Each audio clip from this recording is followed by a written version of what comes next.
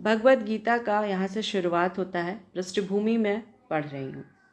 यद्यपि भगवत गीता का व्यापक प्रकाशन और पठन होता रहा है, किंतु मूलतः यह संस्कृत महाकाव्य महाभारत की एक घटना रूप में प्राप्त है।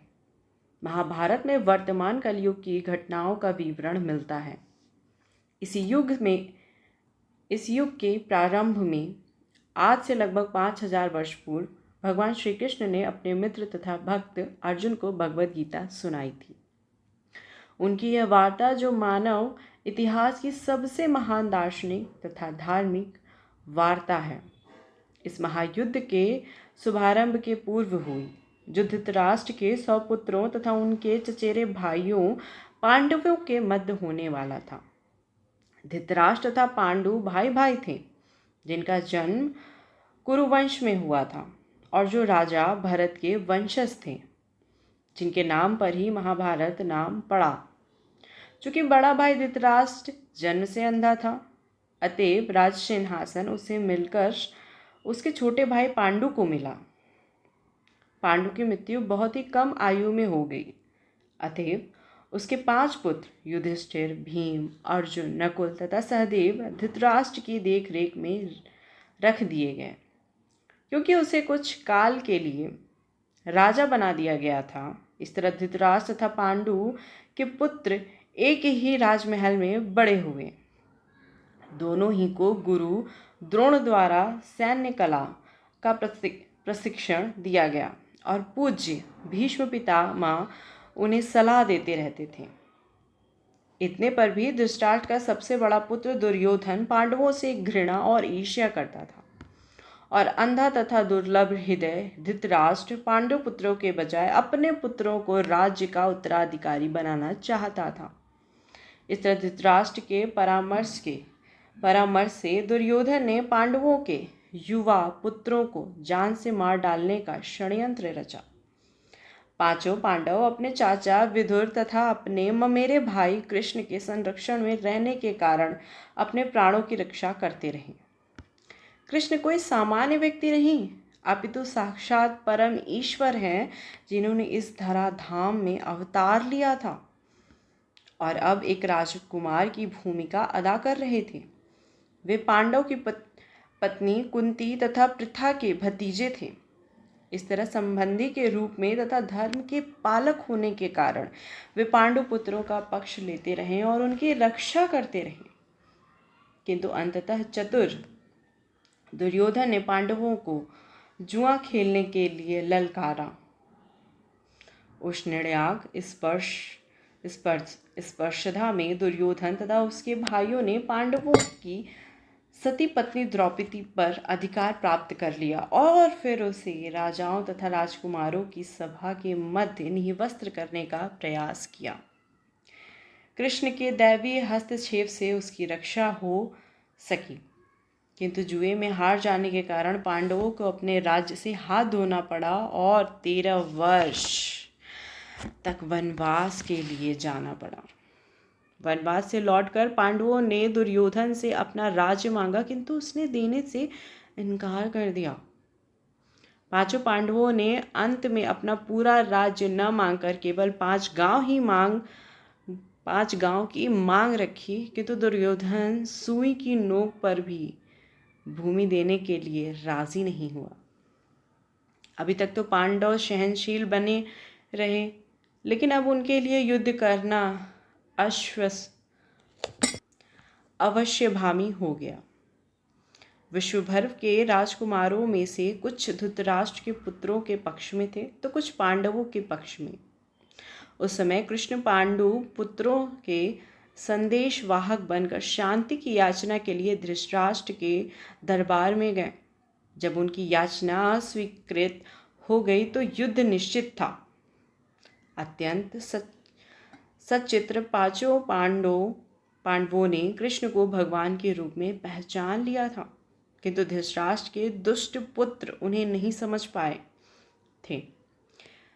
फिर भी कृष्ण ने विपक्षियों की इच्छानुसार ही युद्ध में सम्मिलित होने का प्रस्ताव रखा।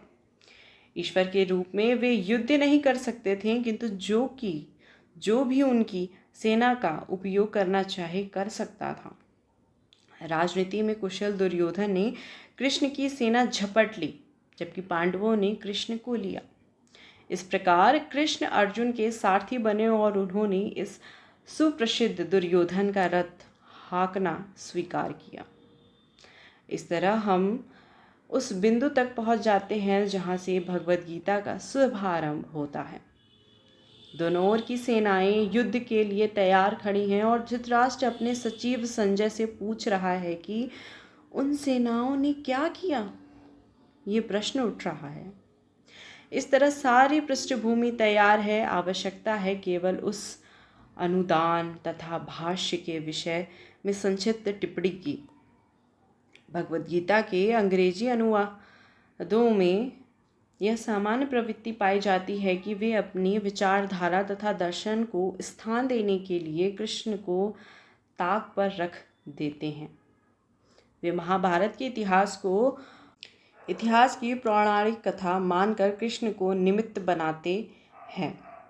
किसी अज्ञात प्रतिभाशाली व्यक्ति के विचारों को पद रूप में प्रस्तुत करने का, या फिर बहुत हुआ तो कृष्ण को एक गौण ऐतिहासिक पुरुष बना दिया जाता है।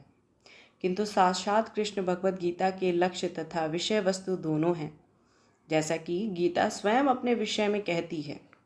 अतः यह अनुवाद तथा इसी के साथ दिया हुआ भाष्य पाठक को कृष्ण की ओर से निर्देशित करता है, उनसे दूर नहीं ले जाता। इस दृष्टि से भगवद गीता यथारूप अनुपम है। साथ ही इसकी सबसे बड़ी विशेषता यह है कि यह पूर्णतः ग्राह्य तथा संगत बन जाती है, चूँकि गीता के वक्ता एवं उसी के साथ चरम लक्ष्य भी स्वयं कृष्ण है। अतएव यही एकमात्र ऐसा अनुवाद है जो इस महान शास्त्र को सही रूप से प्रस्तुत करता है। तो ये थी पृष्ठभूमिका जिसमें भगवद गीता क्यों शुरू की गई, क्या इसके कारण थे शुरू होने का, ये बताया गया है। बेसिकली श्री कृष्ण जी जो कि हमारे भगवान हैं, प्रभु हैं, ईष्ट हैं, बहुत कोशिश की गई कि दुर्योधन के बीच और जो पांडवों के बीच युद्ध होने वाला है उसे श्री कृष्ण रोकना चाहते थे। इवन सभी रोकना चाहते थे, लेकिन वो है ना कि विनाश काले विपरीत बुद्धि। तो दुर्योधन को लगता था कि श्री कृष्ण छलिया हैं, वो बड़े उनको टोन में मारता था कि तुम छलिया हो। तो जब ये शांति का आगमन लेके गए दुर्योधन के यहाँ पर, तो दुर्योधन ने श्री कृष्ण को बंदी बना लिया और बोला कि ये तो छलिया है, ये तो बस ये छल करने आया है, इसकी तो कुछ और ही भूमिका होगी। जबकि शांति के लिए श्री कृष्ण ने रखा कि सिर्फ आप 5 गांव पांडवों को दे दो, हाँ जो पांडव हैं वो उसी में संतुष्ट हो जाएंगे। लेकिन फिर वही बात कि विनाश काले विपरीत बुद्धि। तो जब विनाश काल आ जाता है ना, तो इंसान को कुछ भी दिखाई और समझ में नहीं आता है। ठीक इसी प्रकार से हम अपने जीवन में भी देखते हैं कि जब हमें कुछ भी समझ नहीं आ रहा होता है या हम कहीं आगे नहीं बढ़ रहे होते हैं, तो हम किसी भी लेवल में जाने के लिए तैयार हो जाते हैं। किस तरीके से तैयार हो जाते हैं कि कभी अगर हमको जॉब नहीं मिल रही होती है तो हम कुछ भी करने के लिए तैयार हो जाते हैं। एंड हमें क्या होता है कि बस हमें तुरंत सुख चाहिए, सुख चाहिए, सुख चाहिए, या पैसा चाहिए, पैसा चाहिए। हम बिना सोचे समझे कोई भी काम, कोई भी निर्णय ले लेते हैं, ये बिना समझे कि वो हमारे लिए सही है या नहीं। तो ठीक इसी प्रकार से यहाँ पे दुर्योधन क्या कर रहा है, भगवान को भगवान न मान के उन्हें छलिया बोल रहा है। और इसी प्रकार से युद्ध की शुरुआत होती है। जब युद्ध में श्री कृष्ण को ही हर जगह से क्या करते हैं, सब ताक झांक में लगे रहते हैं कि जो खेल खेलेगा वो ये श्री कृष्ण ही खेलेगा। ये सोच रहती है उन कौरवों की। जबकि श्री कृष्ण इस युद्ध को रोकना भी चाहते थे और साथ ही साथ जो भी गलत चीज़ें होने वाली थी युद्ध के दौरान, उन्हें पहले श्री कृष्ण को तो सब कुछ पता रहता था कि अब क्या होने वाला है, लेकिन फिर भी अब किसी को समझ में नहीं आए तो अब वो क्या ही कर सकते हैं। तो ठीक इसी प्रकार से हमारे जीवन का जो भगवद गीता का फर्स्ट पेज है, ठीक है, उसको मैं बताना चाहूँगी कि आप देखेंगे कि रथ पे श्री कृष्ण आगे हैं एंड अर्जुन पीछे हैं और हमारे 5 घोड़े हैं। ठीक है, तो ये जो 5 घोड़े हैं ना, इस चित्र का अगर आप मतलब समझ गए ना तो आपकी ज़िंदगी यहीं पे आसान हो जाएगी।